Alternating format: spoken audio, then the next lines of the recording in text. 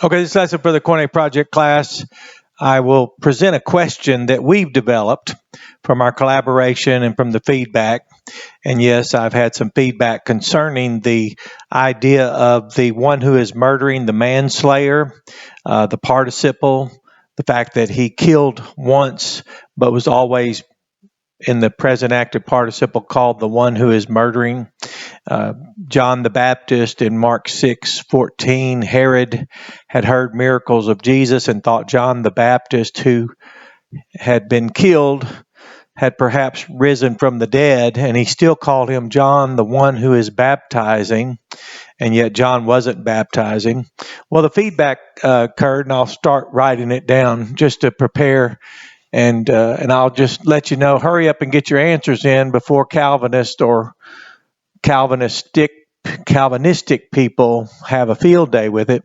So Numbers, I believe it's 35:12, and it's the one phonuon, present active participle, the one who is murdering. And it's a gerundive noun. That's the lesson we're learning. It's a gerundive noun. And so we just say the murderer. There we go. Then we have Mark 6:14. Speaking of John the Baptist, John the one who is baptizing, baptizone. You notice that form, it's very common. The one who is baptizing. Now I'm just transliterating that.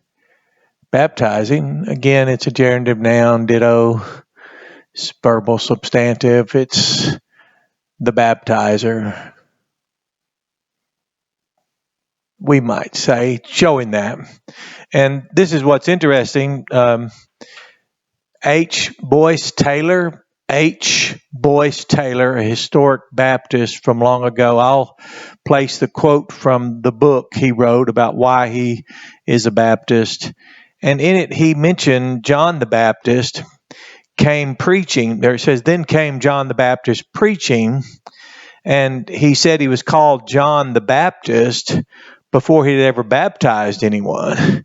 So that's, well, let me read his quote. Got it here on this phone. He says, Brother Taylor, here's a quote he made. He said, the man God sent to make ready a people out of whom the Lord Jesus organized his church was called by God himself the Baptist. In those days came John the Baptist preaching in the wilderness of Judea, Matthew 3:1.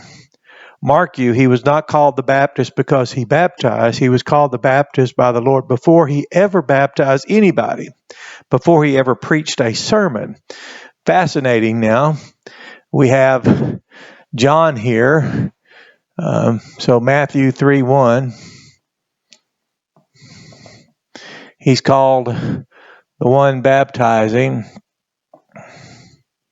baptizone, the one who is baptizing.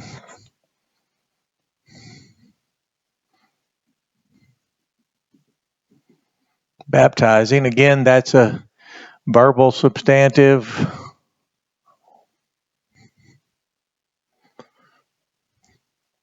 Gerundive noun.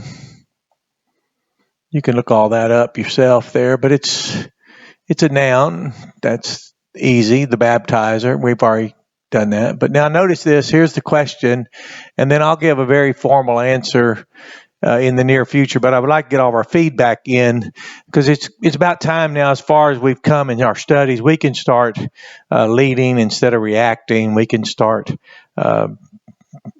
presenting and affirming and developing more thought-provoking questions than just constantly going through that tired, stale argumentation out there that seems to just cycle and go in a recursive loop.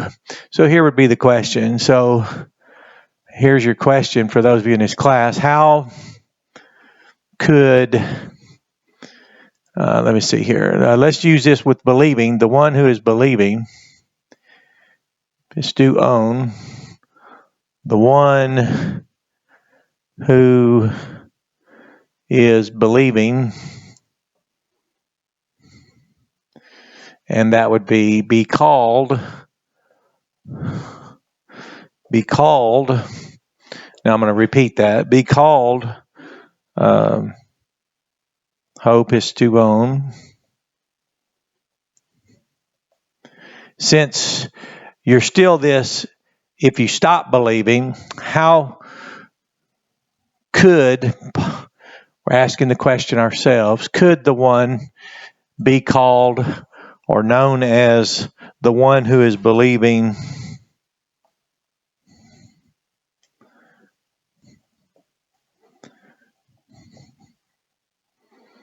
That's the believer, the gerundive noun, the believer, the verbal substantive. And then let's just write it in Greek before. And then here's our aorist, third person singular, aorist indicative, episteusin. There we go. Third person singular, before he believes. Now it's aorist, so we can put before he believed. He believes or believed. So how is that possible? Because if John the Baptist can be called the one who's baptizing after death,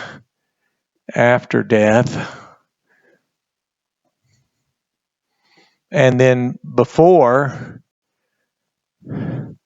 he baptized anyone. So to get ahead of this and discuss it now before it becomes some flummox out there by those who aren't really studying but just throwing things out there, here's a good question. So the one who's believing, is there such a thing, and is it in the Bible? Do we have a text that might show this? And that's one part of the answer. And then secondly, how is it possible that someone could be known as the one who's believing before he believes? So hurry up and get your answers in. Like I said before, the Calvinists have a field day with it, and I'll have this up here for you to see it. And I look forward to your feedback. I have a substantial amount of work tomorrow already on my schedule, and I will be interacting, looking at the feedback, and will reply, and then I will formulate a very formal response, bringing together several things we've covered over the years, especially in light of the regeneration precedes faith flummox. It's called an axiom of Reformed theology. It's debunked, it's affirmed, asserted, and negated by the late R.C. Sproul, who popularized it. He was the one who said, well, regeneration precedes faith, but not temporally. And that's really quite unintelligible. But again, that's how that flummox has taken on a life of itself. So here's the question. Get your answers in before the Calvinists make a field day of it. Have a blessed day. Enjoy this lesson.